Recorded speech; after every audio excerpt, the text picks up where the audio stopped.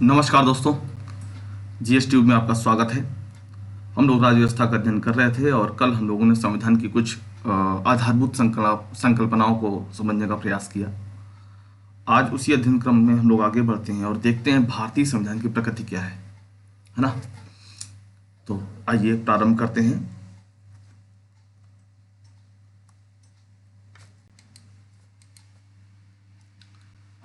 भारतीय संविधान की प्रकृति को समझने के लिए हमें जो कल का एक टॉपिक था उसी को थोड़ा सा फिर से देखना पड़ेगा। थोड़ा सा कि संविधान कल हम लोगों ने पढ़ा था कि एकात्मक हो सकते हैं, संघात्मक हो सकते हैं और अर्धसंघात्मक भी हो सकते हैं।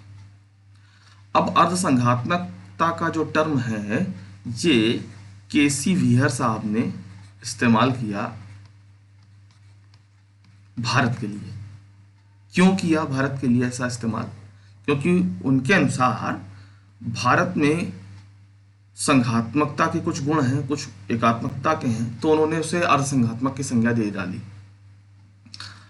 हालांकि भारत ना ही हमारा सर्वोच्च न्यायालय ऐसा मानता है कि अर्धसंघात्मक है, ना ही प्रारूप समिति ने ऐसा माना।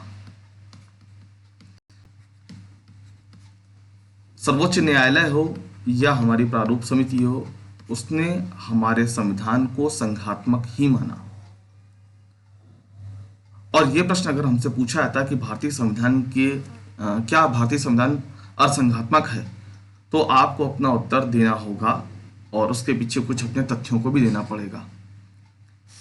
चलिए इस प्रश्न का उत्तर ढूंढते हैं तथ्यात्मक रूप से। आप 300-400 शब्दों में लिख सकें, उस लिहाज से कुछ हमें पॉइंट भी देखने पड़ेंगे ना, कि एकात्मक संविधान किसे कहते हैं, संघात्मक संविधान किसे कहते हैं, संघात्मकता की और क्या स्थितियां हैं दुनिया भर में। ठीक, चलिए संविधान में की जो संघात्मक प्रकृति है, संघात्मक प्रकृति में कल आपने पढ़ा कि केंद्र, जिसे आप संघ भी कहते हैं, और केंद्र की इकाई जिसे आप राज्य कहते हैं, ठीक, संघ और संघ की इकाई, इसके बीच शक्ति का विभाजन होता है। ये कल आपने जाना कि संघ उसी को कहेंगे जहां पर शक्ति का विभाजन का कॉन्सेप्ट होगा। किसके बीच? शक्ति का विभाजन। किसके बीच? संघ और संघ की इकाई, संघ और संघ की इकाई के बीच, संघ और इकाई के बीच। ठीक है।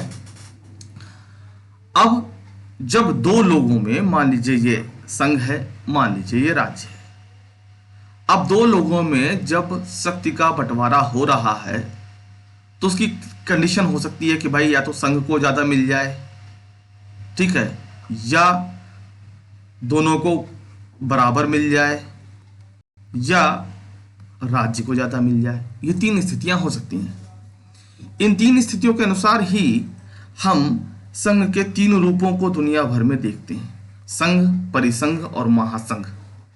हिंदी में तो ये तीनों ही के लिए संघ का शब्द इस्तेमाल कर लिया जाता है, लेकिन अंग्रेजी में संघ को एक ये जो है यूनियन है, परिसंघ फेडरेशन है, महासंघ कन्फेडरेशन है।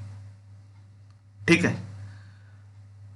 तो ऐसी कौन सी स्थितियां हैं, किसको यूनियन कहेंगे, किसको फेडरेशन कहेंगे, किसको कन्फेडरेशन कहेंगे?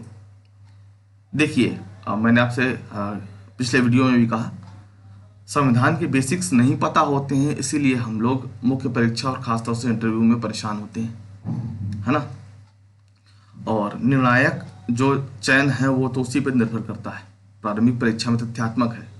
अब तथ्यों को भी पढ़ाऊंगा, लेकिन अब हम लोग जो आगे बढ़ेंगे वो इस लिहाज से चलेंगे कि मुख्य परीक्षा भी तैयार हो, प्रारंभिक परीक्षा भी तैयार हो जाए। ऐसी स्थितियां ना सामने पैदा हो कि प्री तो क्वालिफाई कर लिया, मेन में क्या करें क्या ना करें, ऐसी कोई स्थिति सामने ना आने पाए। ये मेरा अब उद्देश्य है कि आपके सामने स्थितियां ऐसी ना आने पाए। तो जरा सा ध्यान देंगे, यूनियन किसे कहेंगे, फेडरेशन किसे कहेंगे, कन्फेडरेशन किसे कहेंगे। देखिए, केंद्र और राज्य के बीच यूनियन में क्या होता है कि केंद्र, जिसे आप संघ भी कहते हैं, एक्चुअली में सही शब्द तो संघ ही है, तो केंद्र के पास ज्यादा पावर हो राज्य से, केंद्र और राज्य के बीच बराबर या कहें लगभग बराबर शक्ति हो तो वो फेडरेशन कहलाता है। और कन्फेडरेशन में राज्य के पास ज्यादा पावर होती है केंद्र की तुलना में। अब इसका एक उदाहरण देख लेते हैं। केंद्र ज्यादा पावरफुल है राज्य से, इसके उदाहरण आपको आप जिसकी एक हमारा प्यारा भारत ही है, ठीक है। इसका एक उदाहरण आपको कनाडा भी मिल जाएगा। जबकि केंद्र और राज्य के बीच बराबर की शक्ति हो तो वो इसका अमेरिका, यूएसए उदाहरण है। और राज्य ज्यादा मजबूत हो केंद्र से, या राज्य शब्द का इस्तेमाल जो किया जा रहा है वो संघ की इकाई के रूप में किया जा रहा हो, मैं फिर से यहां रिपीट कर दे रहा हूं। तो संघ की इकाई कहां मजबूत होती है? जिसे आपने यूएसएसआर का नाम अगर सुना हो, जो पहले सोवियत संघ था, जो कि बाद में विखंडित हो गया।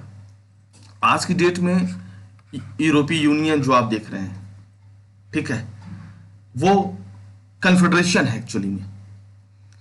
इसमें क्या होता है केंद्र और राज्य के बीच?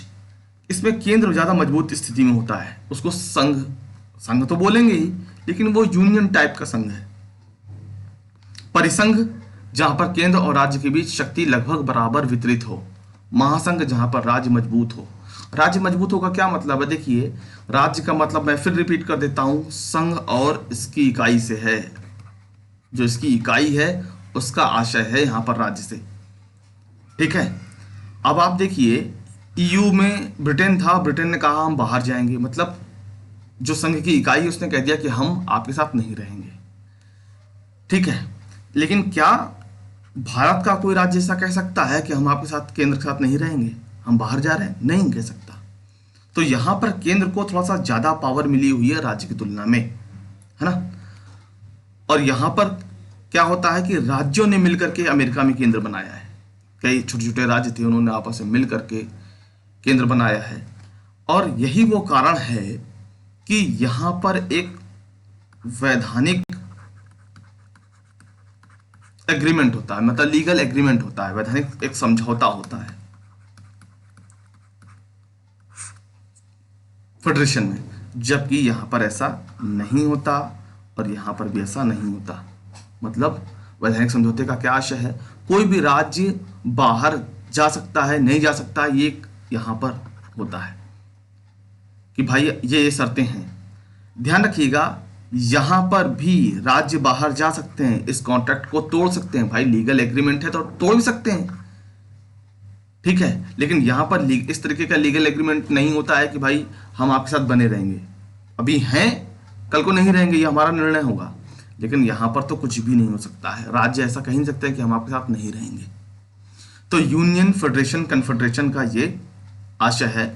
जहां पर केंद्र मजबूत हो वो यूनियन है, जहां पर दोनों बराबर की स्थिति में हो तो फेडरेशन है, जहां पर राज्य सशक्त हो या संघ की इकाई जिसको कह रहे हैं हम लोग, राज्य के मतलब यही है संघ की इकाई, उसको कन्फेडरेशन कहते हैं। एग्जाम्पल यहाँ पर किसका? इंडिया है, इसका यूएसए है, इसका यूएसएसआर है, या ईयू है, यूरोपीय यूनियन।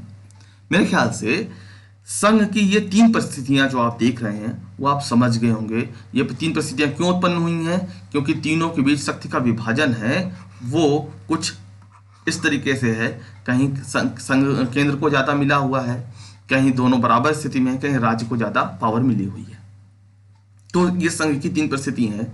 कई बार आपसे एग्जाम में परिसंघ बोल दिया जाता है, संघ बोल दिया जाता है, या अमेरिका और भारतीय संघ में अंतर क्या है, या इंटरव्यू में आपसे पूछ जाता है, आप समझ नहीं पाते सवाल कहां से हो रहा है, ठीक है।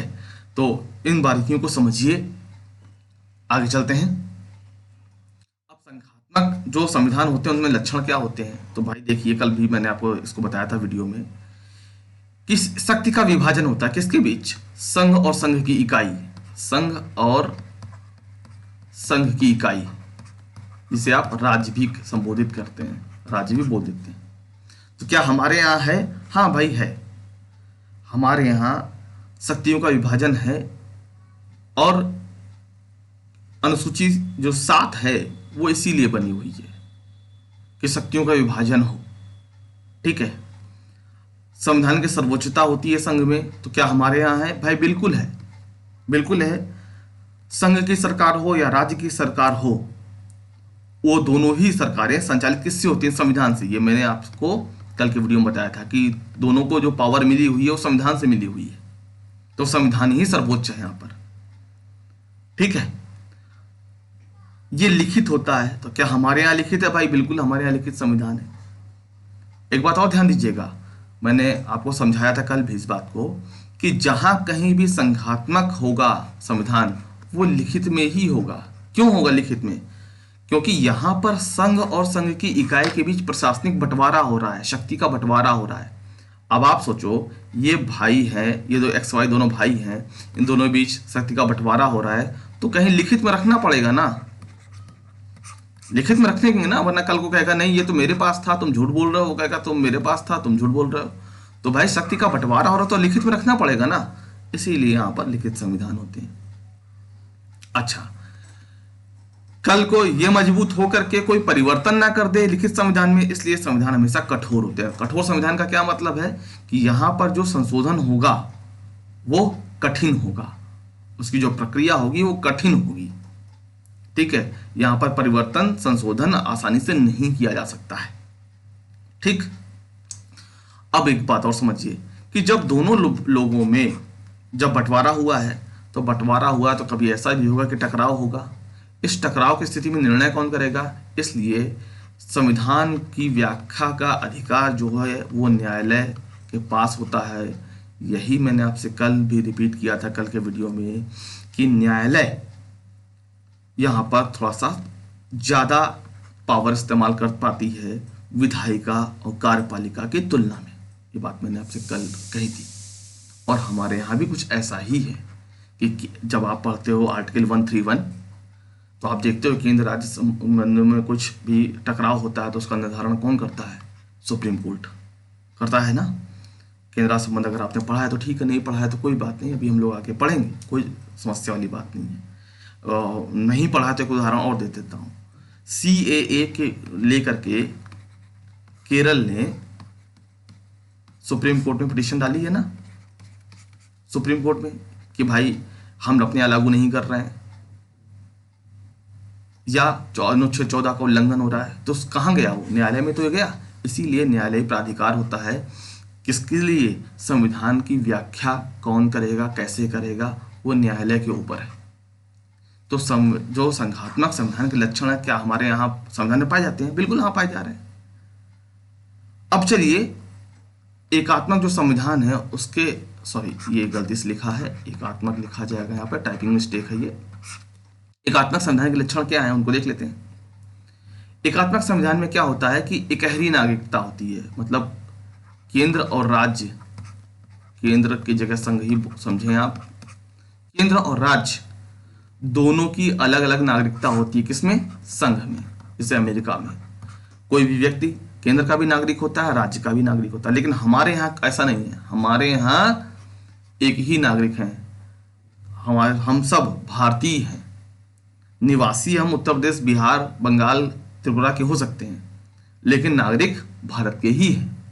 तो नागरिक और निवासी शब्द में इस तरीके से अंतर रखिएगा।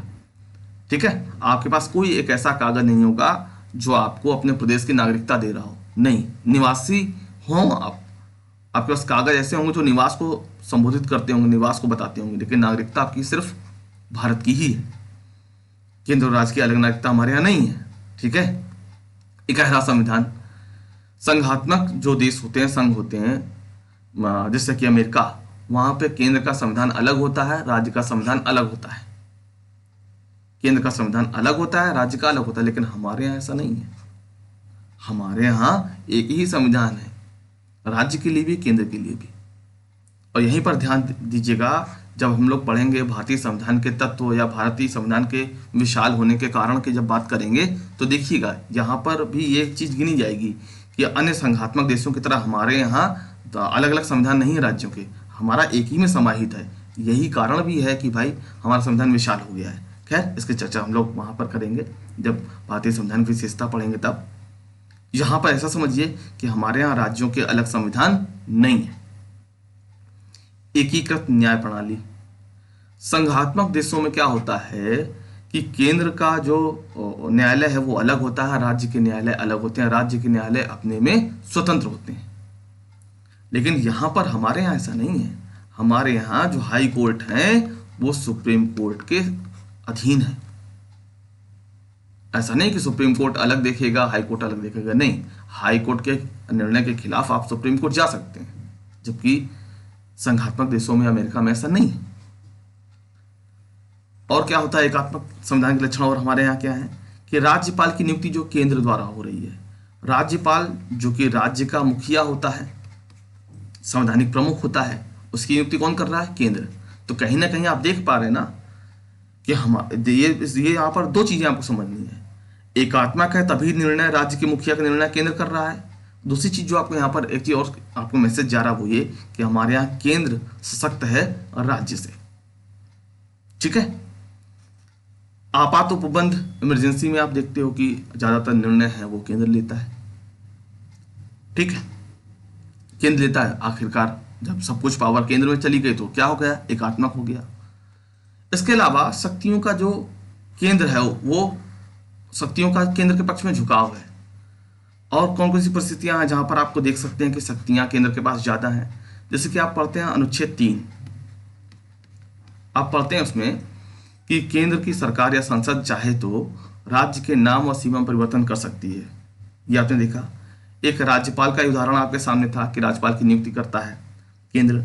एक आपके पास उदाहरण और है कि हाई कोर्ट के जो जज हैं उनकी नियुक्ति राष्ट्रपति करता है, उनको हटाने का प्राधिकार भी संसद के पास है महाभियोग द्वारा। ठीक है। आप जो आर्टिकल 252 है उसमें आप देखते हैं कि 2 या 2 से अधिक राज्य जब आशय प्रकट करें कि भाई केंद्र हमारे लिए कोई कानून बना दे तो केंद्र बना सकता है। और इतना ही नहीं, वो केंद्र की मर्जी तक, अनुमति तक, सहमति तक वो कानून लगा रहेगा, उस पर राज्य कोई परिवर्तन नहीं कर सकते हैं। ठीक है। फिर आप केंद्र राष्ट्र संबंध में पढ़ते हैं तो आर्टिकल 254 में भी पढ़ते हैं कि भाई अगर केंद्र की कानून में और राज्य के कानून में कोई टकराव होगा तो केंद्र का कानून जो है वो माना जाएगा। ठीक है। इस तरीके से आप देखते हैं कि भारतीय संविधान में एकात्मक तत्व भी है और संघात्मक तत्व भी हैं। ये आपने ऐसे देखा। ठीक है। तो हम क्या माने, हमारा संविधान क्या है, संघात्मक है कि एकात्मक? तो आपको बताना चाहूंगा कि 1973 में केशवानंद भारती केस में सुप्रीम कोर्ट ने इस बात को दोहराया कि भारतीय संविधान में जो संघात्मकता है वो विशिष्ट है, वो अपने आप में एकात्मक तत्वों को समेटे हुए है। ठीक है। और हमारा संघ विशिष्ट है। और इसी बात को उन्होंने फिर एस.आर. बोम्मई बनाम भारतवाद के मामले में भी दोहराया। तो निश्चित रूप से जब सर्वोच्च न्यायालय मान रहा है कि हमारा संविधान है वो संघात्मक है, तो हमको भी अपना निष्कर्ष उत्तर देते समय इस तरफ ही ले जाना है। अर्धसंघात्मक जैसी कोई स्थिति नहीं होती है। ठीक है। अर्धसंघात्मक जैसी कोई स्थिति नहीं, वो एक व्यक्ति का वो मानना है, एक व्यक्ति का वो कमेंट है। हमारी प्रारूप समिति ने भी ये नहीं माना था और हमारे सुप्रीम कोर्ट ने भी जब ये नहीं माना है अर्धसंघात्मक स्थिति, तो हम संघात्मक ही इसको अपने निष्कर्ष में देंगे। और रीजन मैंने आपको बता दिया कि 1973 में केशवानंद भारती केस में, उसके बाद 94 में एस.आर. बोम्मई बनाम भारत के बाद में भी जो सुप्रीम कोर्ट है हमारा, वो जो एकात्मकता के तत्व है उसे भारतीय संघ की विशेषता के रूप में स्वीकार करता है। ठीक है। इस बात को आपको समझना चाहिए। ठीक है। उम्मीद करता हूं इन 6 पॉइंट से आप अपना उत्तर लिख पाएंगे। लिखने की कोशिश कीजिएगा। कोई समस्या है तो उससे जरूर बताइएगा। और आपको ये भी बताना है कमेंट बॉक्स में कि आपको ये वीडियो कैसा लगा, और कोई पॉइंट अगर समझ नहीं आया है तो आप उसको जरूर पूछ लीजिए। कमेंट बॉक्स में ही आप लिखेंगे तो मैं उत्तर आपको जरूर दे दूंगा, कोई समस्या नहीं है। लेकिन हाँ, इसको अपने नोट्स पर आते रहिएगा और इसे याद कर रहिएगा, समझने की कोशिश कीजिएगा। ठीक है। नोट्स जरूर बनाइएगा, क्योंकि हर व्यक्ति के नोट्स अपने निजी होते हैं। आप कहेंगे तो मैं PDF दे दूंगा, कोई समस्या नहीं, लेकिन नोट्स अपने जरूर बनाने हैं आपको। ठीक है। और जो मैंने आपको क्वेश्चन दिया कि क्या भारतीय संविधान अर्धसंघात्मक है, तो आपको अपना कंक्लूजन देते हुए अपना उत्तर लिखना चाहिए। लिखने की प्रैक्टिस हमेशा बनाए रखिए। ठीक है। इसी के साथ इस वीडियो को विराम देता हूँ। आपको वीडियो कैसा लगा कमेंट बॉक्स में जरूर बताइएगा, और चैनल को सब्सक्राइब कर लीजिएगा, और वीडियो को शेयर कीजिएगा और लाइक कीजिएगा। ठीक है। आप सभी का बहुत बहुत धन्यवाद, आप सभी का बहुत बहुत आभार। मिलते हैं अगले वीडियो में।